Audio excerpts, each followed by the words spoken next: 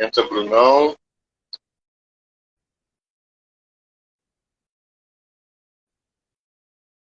Entra Brunão, entra Marquinho.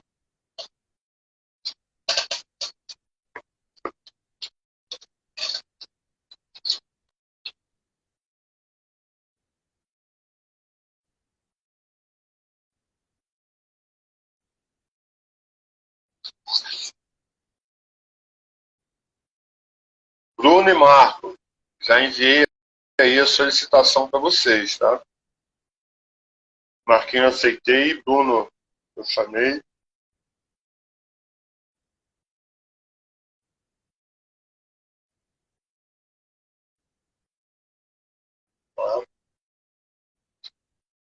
Marquinho, é só você entrar, só...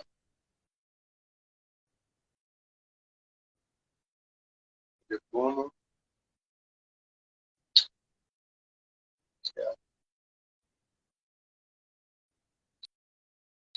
Bruno, enviei a solicitação.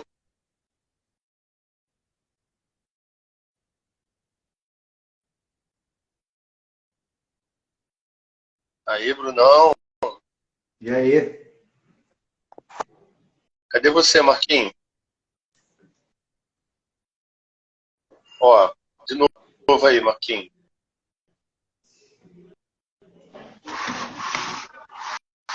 Opa. Voltei.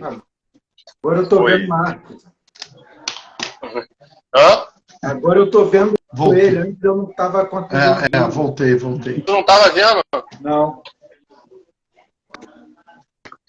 Agora então tá tudo certo. Pessoal, vamos pegar essa setinha aí, ó. Vamos jogar pro canto, vamos chamar os amigos para participar desse bate-papo. Pode falar, Marquinhos. Eu nem sei, me perdi. Que eu tava... que a gente estava... Onde é que a gente estava? Você consegue se ver agora? Eu tô vendo, tô me vendo. Ah, que bom. Bom, então você já se organizou aí, né? Já. Eu tinha concluído o Cláudio Castro, né? A gente vai para as considerações finais aí. Eu queria ouvir vocês também. Então, Marquinhos, você é o cara da Berlinda hoje. Tem alguma coisa para falar, Brunão? Oi? Brunão, tem alguma coisa para falar? Não, eu só ouvindo mesmo. Muito interessante que o Marquinhos trouxe aqui em relação à experiência dele, é maravilhosa, né? Teologia da Libertação, foi do PSOL, teve com a Marielle. É um cara, que a gente vê super engajado politicamente. Eu queria ouvir mais o Marquinhos, um pouco, até nas considerações finais, um pouco mais da experiência, né, política dele. Então, eu tive 22, eu vou fazer um resumo bem rápido, 22 anos de PT, 21, perdão. Movimento estudantil também, Marcos? Não. Movimento estudantil. Eu fui do Cefet, do Centro Federal de Educação Tecnológica e Social. Tenho muito orgulho de ter estudado. Eu sou egresso de escola pública. Eu só conheci na minha vida o ensino público. Né? Eu fui dali de Cascadura, estudei na 5 de Julho, Souza da Silveira. Passei para o Cefet, passei para a UERJ. Sou professor licenciado e bacharelado em História pela UERJ. Então, eu tenho muito orgulho disso, de ter só estudado escola pública. Não é desvalorizando ninguém que teve nenhum outro tipo de ensino, ou por falta de oportunidade de estudar num bom ensino público, mas pela importância que a escola pública tem na minha vida, e eu acho que tem na vida de grande parte dos brasileiros. Eu, no Cefet, estudei no Cefet exatamente, penúltimo ano do Cefet, 1989 foi o ano da primeira eleição para presidente da República pós-ditadura militar.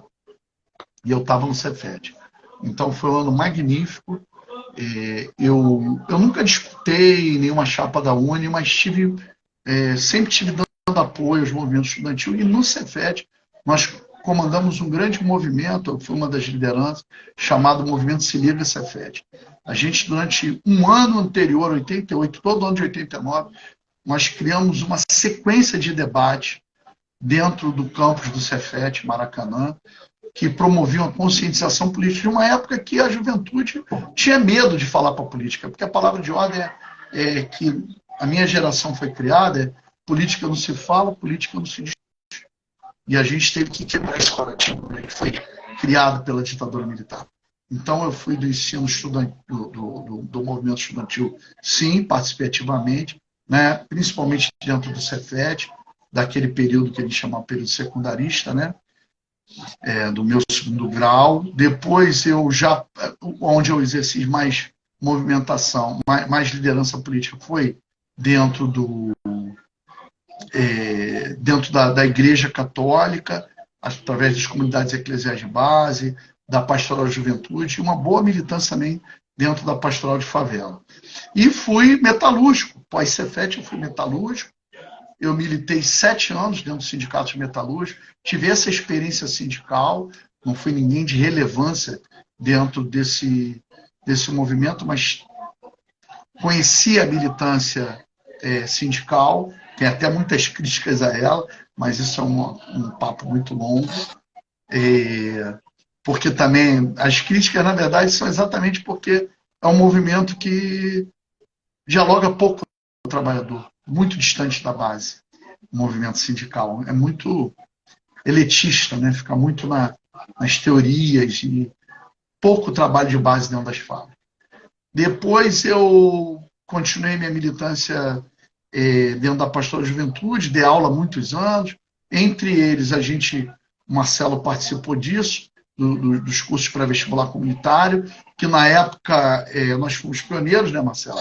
Porque depois virou moda, mas nós implementamos. Já existia muito no Nordeste, que inclusive esses cursos têm origem das comunidades eclesiais de base,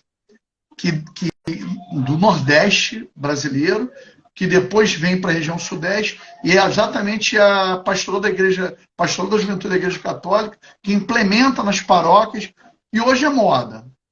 Mas nós tivemos esse papel, né, Marcelo? Nós, quando eu digo a gente foi dar aula até dentro do Jacarezinho. Exatamente. Nós somos uma pontinha do iceberg de um movimento que é muito maior que a gente, e isso se espalhou no estado do Rio de Janeiro inteiro. Depois eu acabo virando um período desses comerciante, por uma questão de sobrevivência no primeiro momento. Eu gosto e viro 25 anos comerciante, de 1993 a 2018. Vivo todas essas experiências, mas nunca deixei de militar. Os meus comércios, eles sempre foram fomentadores, né, da área de cultura, até porque o meu comércio era muito ligado à área de cultura. Depois a gente patrocinou tudo quanto é tipo de atividade comercial na Zona Norte Carioca. Eu sou um militante que tive, por um lado, muito bom, porque tinha pouca gente militando dentro do campo progressista na base da sociedade do subúrbio da Zona Norte Carioca. Por um, me limitou também, me fez ter, às vezes, uma visão mais limitada da militância, né? Mas, por outro lado, se a gente não está ali também, tinha pouca gente, né, Marcelo, militando dentro desse nosso campo, dentro os grandes militantes, bons militantes, os bons militantes, assim, os bons quadros da militância. Quando o cara se torna um bom quadro, infelizmente, a primeira coisa que ele faz é militar no centro, Zona Sul, e, inclusive, sair da Zona Norte, deixar de morar na Zona Norte e morar na Zona Sul. Não sei se é uma crítica, talvez seja, mas isso é um problema sério, porque a Zona Norte está sempre abandonada. Tu vê, a gente elegeu vários deputados do campo progressista. Quantos moram, vivem e trabalham na Zona Norte? Quantos dialogam efetivamente? O voto de opinião ele se concentrou muito. E mesmo o voto de opinião na Zona Norte não elege pessoas oriundas da Zona Norte. Isso é uma crítica muito séria. Parece que a gente tem uma dificuldade de valorizar as nossas pratas. Não é só com relação, não foi algo pessoal com o Marquinhos, não. Os bons quadros da Zona Norte, sempre, Zona Norte, Zona Suburbana e Zona Oeste também. A gente tem o Siri hoje, que é um quadraço, garoto bom, qualificado, que foi eleito da Zona Norte, mas são as exceções. Não vou aprofundar essa discussão, porque bons quadros de periferia não foram eleitos. que a gente tem não foram eleitos com os votos da periferia. Entendeu? Então, isso é uma coisa que a gente tem que discutir, o campo progressista tem que discutir muito, porque não basta, às vezes, a gente ter bons parlamentares eleitos, que moram e fazem política na Zona Sul e no céu. A gente tem que ter bons parlamentares eleitos, que vivam, que vivem, que militam, que conhecem as dificuldades, que trabalhem na base da Zona Norte, da Zona Oeste, da Leopoldina, entendeu? De Bangu, Santa Cruz, Realengo, né? Que conheçam Campo Grande, que hoje a gente tem o Siri, entendeu? Que vivam na periferia do Estado, do interior do Estado e da cidade. Hoje a gente tem o Josemar, por exemplo, que é um quadro magnífico que eu conheço. Entrou aí ainda agora. Entrou, né? Foi deputado, já era vereador de São Paulo. Mas com eles a gente tem que ter mais, a gente tem que ter essa política pensando nesses quadros. Não ficar concentrando só nos cabeções, só nos grandes oradores do campo progressista que militam na Zona Sul. Isso é uma dica, se a gente quiser mudar essa política, e se uma hora a gente quer eleger um governador, a gente tem que ter vereadores, quadros comprometidos, eleitos em cada cidade desse estado para fazer política. Se a gente quer eleger um prefeito, a gente tem esse sonho, a gente tem que ter quadros qualificados eleitos em toda a periferia dos cantos da cidade, mais remotos, como Santa Cruz, por exemplo, Guaratiba. Então, é uma coisa que a gente tem que pensar muito, que eu tive minha militância voltada muito para trabalho de base, mas que às vezes não é tão valorizado pelas nossas cúpulas partidárias. Agora, Marquinho, o professor José Maia é um cara que podia vir aqui qualquer dia, hein? Ele pintou aí, a gente podia... Eu tenho certeza que se eu fizer essa ponte, ele virá com o maior prazer, o cara de base. Eu tenho certeza que ele é um cara que não vai abandonar a base dele, e nem aonde tiver trabalho de base, eu farei essa ponte com o maior prazer. Excelente. Marquinho, vamos encerrar, né? A ideia é que você venha mais vezes. Claro, vamos pegar outros temas mais específicos para a gente aprofundar, entendeu?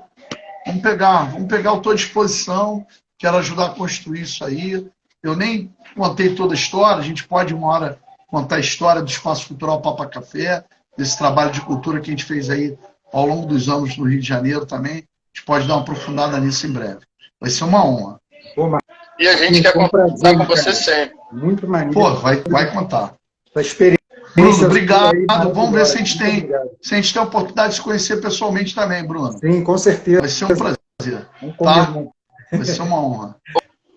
Obrigado, gente. Bruno, eu não sei se eu falei, mas tem alguém falando. Como é que é? É verdade. Quem falou aí? Fala aí. Deixa eu ver. Verdade. Quem tomou conta da Zona Norte foi o fundamentalismo. Sim. Infelizmente, gostaria de discordar, mas eu só posso concordar. Foi quem ocupou eu acho que a Moranguinho entrou ainda agora, não sei se foi ela. Ana Paula Clementino. Clemente, É a Ana Paula Clemente. Beijo para eu não minha sei se ela tá comadre, Ana ela Paula. Ela até mandou um convite para participar da live, mas a gente acabou conversando e eu acabei esquecendo do convite dela. Seria interessante a Moranguinho falar. Não, mas ela vai ter oportunidade.